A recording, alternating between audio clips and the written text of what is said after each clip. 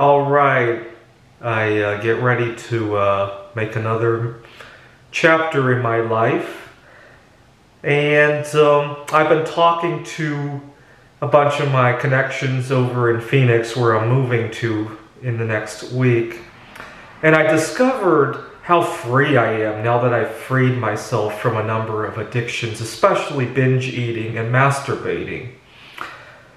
So one of my big concerns is that at the last two jobs I worked at, I really fell out of favor, and as a result, I ended up getting a lot of shitty treatment in terms of the hours, in terms of changes, in terms of working conditions, among other things. I mean, which is weird because I did get a few raises during the way, but my working conditions completely fell apart. And that's one thing I want to avoid when I take the new job in Phoenix. And I was thinking about what I did wrong, and the answer came to me when I was interviewing. It was over Zoom with the human resources over in Phoenix. I found I had a whole lot more patience.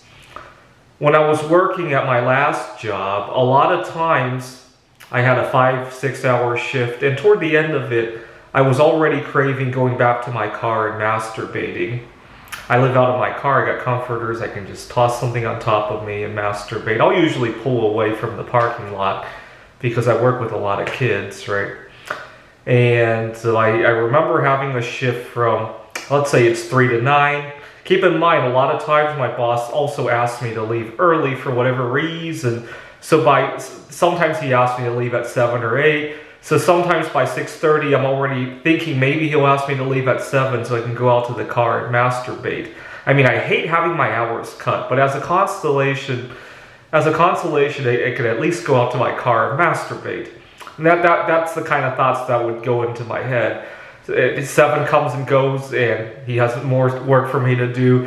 And then 8 o'clock, I'm thinking maybe he'll let me go and I can go masturbate. And by 9 o'clock, I can't wait to go out to masturbate, which kind of short-circuited things. So 9 o'clock, we get dismissed, and maybe my boss wants to talk to me about something.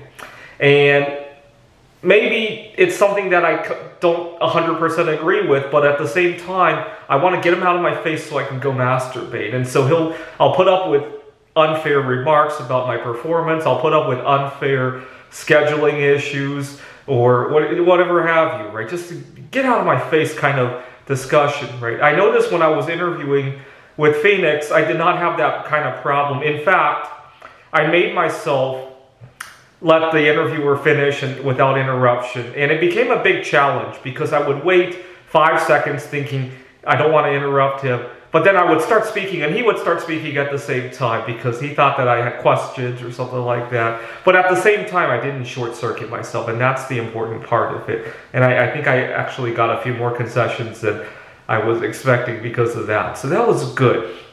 Now, 6 years ago, I was living in a house share situation, and I had a big problem with the landlord because I have a difficult time dealing with other Asians, which is kind of weird. The problem is sometimes the boundaries get really fuzzy.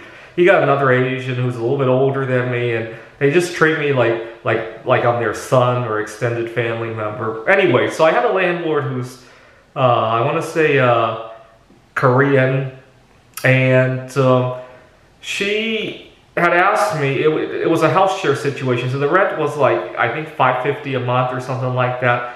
And one morning she got up really early, I think 7:30, 8 o'clock, and explained that they had family emergencies to tend to in California or somewhere, and asked if I could pay the next 3 months rent like up front.